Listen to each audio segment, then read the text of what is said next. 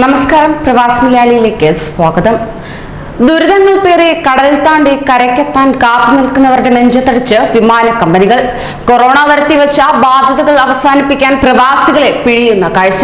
ഏറെ ദയനീയമായ ഒരു വാർത്തയാണ് പുറത്തേക്ക് വരുന്നത്. കേരളത്തിൽ നിന്ന് ബഹ്റൈനിലേക്കുള്ള വിമാനയാത്രാ നിരക്കിലുണ്ടായ ഗണ്യമായ വർധന പ്രവാസികളെ ആകെ വലയ്ക്കുന്നു. ഇതേ തുടർന്ന് 1.5 ലക്ഷത്തിലേറെ രൂപ കൊടുത്താണ് പലരും കഴിഞ്ഞ ദിവസങ്ങളിൽ ടിക്കറ്റ് എടുത്തിരിക്കുന്നത്. ഏതു വിധേനയും എത്തിച്ചേരണമെന്ന ആഗ്രഹം മൂലമാണ് ഇത്തരത്തിൽ വലിയ വില നൽകേണ്ടി വരുന്നതെന്നാണ് പ്രവാസികൾ വ്യക്തമാക്കുന്നത്. ആയതിനാൽ തന്നെ വിഷയത്തിൽ കേരള സർക്കാരുകൾ ഇടപെടണമെന്നാണ് പ്രവാസികളുടെ ഏക ആവശ്യം.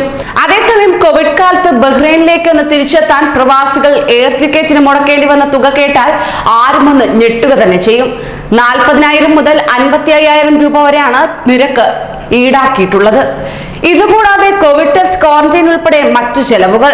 എന്നാൽ കോവിഡ് കാലം പ്രവാസികൾക്ക് സമ്മാനിച്ച കടുത്ത യാത്രാ ദുരിതങ്ങൾക്ക് വിമാന കമ്പനികൾ വൻ ചാർജ് ഈടാക്കുന്നത് പതിവ് കാഴ്ചയായി മാറുന്നു. യാത്രക്കാരുടെ പ്രശ്നങ്ങൾ പരിഹരിക്കാനായിരുന്നു ബഹ്റൈനുമായി ഇന്ത്യ എയർ ബബിൾ കരാർ ഒപ്പുവെച്ചത്. എന്നാൽ പ്രവാസികൾക്ക് ആശങ്ക മാത്രമായിരുന്നു ബാക്കി.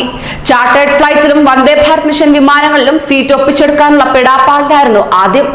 എയർ ഇന്ത്യയുടെയും ഗൾഫ് എയറിന്റെയും കൂടുതൽ വിമാനങ്ങൾക്ക് വേണ്ടി വന്നത് നീണ്ട കാത്തിരിപ്പ്.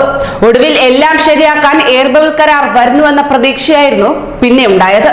ഒടുവിൽ കരാർ നടപ്പിലായപ്പോൾ അടിമുടി ദുരൂഹതയുമായി ഓൺലൈനിലോ ഓഫ്ലൈനിലോ ടിക്കറ്റ് കിട്ടാനില്ലാത്ത അവസ്ഥയും കാണേണ്ടി വന്നു. ടിക്കറ്റ് ക്ഷാമം ഒന്ന് തീർന്നപ്പോഴാകട്ടെ അത് കിട്ടാൻ വൻ തുക മുടക്കേണ്ട ദുരവസ്ഥയുമായിരിക്കുകയാണ് പ്രവാസികൾക്ക്. വിമാനയാത്രാ നിരക്ക് വിഷയത്തിൽ ഇടപെട്ട് നിരക്ക് കുറയ്ക്കാൻ കേന്ദ്ര സംസ്ഥാന സർക്കാരുകൾ സത്വര നടപടികൾ സ്വീകരിക്കണമെന്നാണ് പ്രവാസികളുടെ ഏക ആവശ്യം.